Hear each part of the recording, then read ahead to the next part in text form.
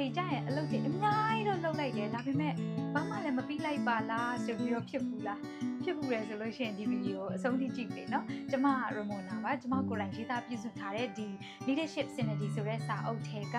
time management ရဲ့ task batching ဆိုတဲ့ခေါင်းစဉ်နဲ့ပတ်သက်ပြီးတော့မှဒီနေ့ပြောပြပေးသွားမှာပဲဖြစ်ပါတယ်ဆိုတော့ task batching ဆိုတာဘာလဲလို့အရင်ဆုံးကြည့်ကြမယ် task batching ဆိုတာကတော့ဒီ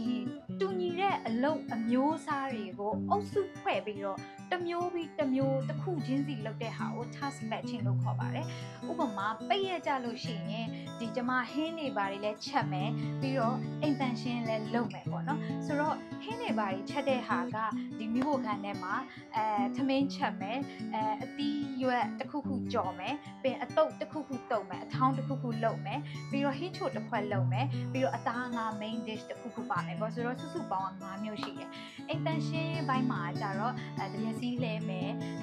တောင်းတွေကိုကလော်ပြီးတော့မှနည်းနည်းရှင်းမယ်ဖုန်တွေပါတွေတုပ်မယ်ပြီးသွားလို့ရှိရင်ကြမ်းတိုက်မယ်ပြီးတော့ပစ္စည်းတွေကိုအစီအစဉ်တကျချမယ်အဲ့ဒါမျိုးအလုပ်အမျိုးအစား2မျိုးရှိရပေါ့နော်ဆိုတော့ဒီအလုပ်2မျိုးကိုတစ်ခါလေကြာရင်ကျွန်မဘယ်လိုလုပ်တတ်လဲဆိုတော့ဒီစီဒေအိုးထဲမှာပေါ့နော်စီတက်တယ်ကျတုံဖြူစီစားငရုတ်မဆလာထည့်ရရှိတဲ့အစားပလာအကုန်ထည့်တယ်ပြီးတော့မှအနံ့ပြောင်းဒီအစိမ်းနံ့ပြောင်းစောင့်နေတဲ့အချိန်မှာလာပြီးတော့ဒီဘက်မှာတပြက်စီးလာလုတ်တယ်ပေါ့နော်တပြက်စီးလှဲလဲဟာကိုအာယုံရောက်သွားတဲ့အခါကျတော့ဒီဘက်မှာစီဒေအိုးတူသွားပြီအဲ့လိုပုံစံမျိုးနှစ်ဖက်ခွပြီးတော့အာယုံများမဲ့အစားကျမမိဖို့ကန်တဲ့ကချက်ပြုတ်ရေးနဲ့ပတ်သက်တဲ့ဟာလေးတွေအခုနအမျိုးအစား5မျိုးအရင်ဆုံးလုပ်လိုက်မယ်အကုန်ပြီးတော့မှဒီတူညီတဲ့အိမ်တန်ရှင်းရေး task အမျိုးအစားလေးတွေကိုပြန်တစ်ခါလာလုပ်မယ်အဲ့လိုလုပ်တဲ့ဟာကို task batching လို့ခေါ်ပါတယ်ဆိုတော့ဒါကအလွယ်ကူဆုံးနည်းနဲ့ task batching ကိုရှင်းပြသွားတာပေါ့နော် task batching ဆိုတာတူညီတဲ့အမျိုးအစားလေးတွေကိုစုပြီးတော့လုပ်တာပေါ့နော်ဆိုတော့နောက်တစ်ခုကကြတော့ဒီ company ဝန်ထမ်းတစ်ယောက်ရဲ့ရေဘူးရအလုပ်တာဝန်တွေနဲ့ပတ်သက်ပြီးတော့မှဥပမာပြတော့ပြပါမယ်ဖြစ်ပါတယ်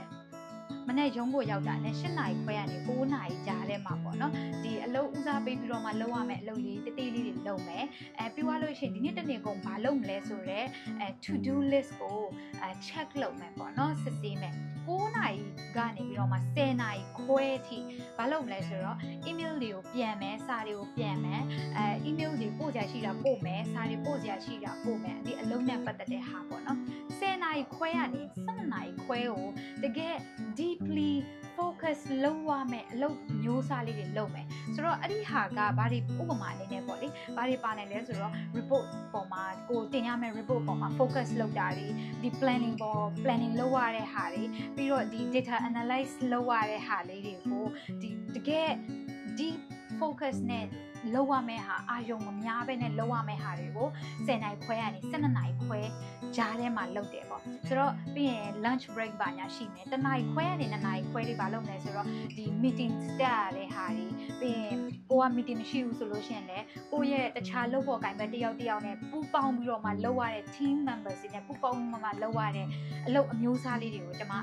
1နာရီခွဲကနေ2နာရီခွဲကြားထဲမှာထည့်ထားတယ်ပေါ့နော်2နာရီခွဲကနေ4နာရီခွဲထိကကြတော့ဒီ administrative work တွေလုပ်မယ်ပေါ့ဒီ document နဲ့ပတ်သက်တဲ့ဟာတွေစာရွက်စာတမ်းပေါ့လေပြီးတော့ဒီမှတ်တမ်းရေးရာတွေနဲ့ပတ်သက်တဲ့ဟာလေးတွေပြီးတော့ဒီ logistic ဘိုင်းမှာကင်တွယ်ဖြည့်ရှင်းရတဲ့ဟာလေးတွေအဲ့ဒါမျိုးလေးတွေကိုကျွန်မ2နာရီခွဲကနေ4နာရီကြားထဲမှာထည့်ထားတယ်ပေါ့နော်4နာရီကနေ4နာရီခွဲရကြတော့ဒီတနေ့ကုန်ဘာတွေလုပ်ခဲ့တယ်လဲအောင်မြင်ခဲ့သလားအဲ့ဒါမျိုးလေးတွေကို review လုပ်ပါတယ်ပြီးတော့နောက်နေ့ငါဘာလုပ်မလဲဆိုတဲ့ဟာကို plan ချတယ်ပေါ့နော်ဒါကတော့4နာရီကနေ4နာရီခွဲထိလုပ်တဲ့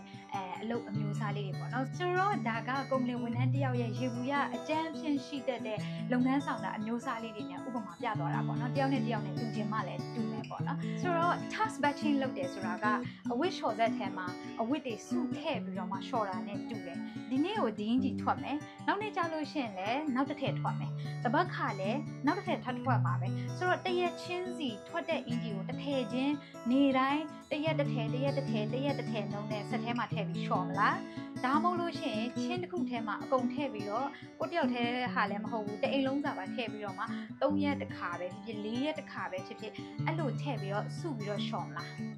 ဒါဒီ task batching ကကိုယ့်ရဲ့အုံနောက်ကိုဘယ်လိုအသုံးပြုလိုက်သလဲဆိုတဲ့ဟာနဲ့အလားတူ တိကျတူပါတယ်ဆိုတော့ဒီလိုမျိုးမတူညီတဲ့အလုပ်အမျိုးအစားတွေကိုကိုယ့်ရဲ့အုံနောက်က switch ပြီးတော့ပေါ့နော်ပြောင်းလဲပြီးတော့ဒီအမျိုးအစား1က1မျိုးလုပ်တယ်အမျိုးအစား2က2မျိုးလုပ်တယ်အမျိုးအစား3ကတစ်ခုလုပ်တယ်အဲ့လိုပုံစံမျိုးဆိုရင်ကိုယ့်ရဲ့အုံနောက်ကမတူညီတဲ့ context တွေကိုလိုက်ရောညီထွေပေးပြီးတော့မှပင်ပန်းလာတယ်အဲ့လိုပုံစံမျိုးမဟုတ်ဘဲနဲ့တစ်မျိုးတည်းကိုပဲလုပ်တယ်ဆိုလို့ရှိရင်အဲ့တစ်မျိုးတည်းမှာပဲကိုယ့်ရဲ့အုံနောက်ကအချိန်ကြာလေးရှိတယ်အချိန်ကြာလေးရှိတယ်ဆိုလို့ရှိရင် focus ပိုကောင်းတယ်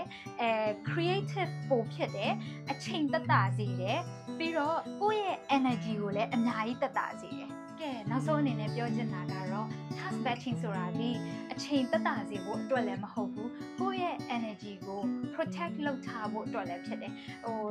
အလုပ်တစ်ခုလုပ်ပြီးတော့ညနေအိမ်ပြန်လာတဲ့အချိန်မှာပြိုင်းပြီးတော့အရင် energy မရှိတော့ဘူးတကယ်ချင်းတွေနဲ့ရှောက်လဲနေတာကလည်းမသွားချင်တော့အဲ့လိုပင်ပန်းပြီးတော့မဖြစ်နေအောင်ကိုယ့်ရဲ့ energy တွေကို protect လုပ်ထားဖို့လိုပါတယ်ကာကွယ်ပေးဖို့လိုပါတယ် task batching ကအကောင်းဆုံးကာကွယ်ပေးပါလိမ့်မယ်အလုပ်လုပ်တဲ့လူတစ်ယောက်ရဲ့ goal က target ကအလုပ်တွေအရေးအတွက်အများကြီးပြီးသွားဖို့မဟုတ်ဘူးကိုလောက်ရတဲ့အလုပ်ကိုကောင်းကောင်းမွန်မွန်လေးနဲ့ focus ကောင်းကောင်းနဲ့လုပ်ပြီးတော့ကိုတိုင်းကလည်း calm ဖြစ်နေဖို့တည်တည်ငြိမ်ငြိမ်လေးနဲ့ရောက်ရမခတ်နေဖို့ကိုအရေးကြီးတယ်ဆိုတော့ task batching ကဒီလိုမျိုးကို calm ဖြစ်နေဖို့ကိုယ့်ရဲ့ energy တွေ save ဖြစ်နေဖို့အတွက်မှာအများကြီးအထောက်အကူပြုပါတယ်ဆိုတော့ဒီနေ့ video clip မှာ task batching နဲ့ပတ်သက်တဲ့အကြောင်းအရာလေးတွေကိုအလွယ်ကူဆုံးနည်းလမ်းနဲ့ပြပြပေးသွားတာပဲဖြစ်ပါတယ်နောက်နေ့ဒီ leadership synergy ဆိုတဲ့ playlist ထဲမှာလည်းဒီစာအုပ်ထဲကသင်ခန်းစာတွေကိုအခမဲ့အများကြီးပဲမျှဝေပေးတော့အောင်မှာပဲဖြစ်ပါတယ်ဆက်လက်ဆောင်ကြည့်ဖို့မမေ့နဲ့เนาะဒီ channel လေးကို like and subscribe လေးလုပ်ပြီးတော့မှဒီ video clip အားဖြင့်တခြားတငယ်ချင်းတွေလည်းအကျိုးရှိမယ်ဆိုလို့ရှိရင်လည်းshare လုပ်ပေးဖို့မျှော်လင့်ပါတယ်အားလုံးကိုကျေးဇူးတင်ပါတယ် have a great day and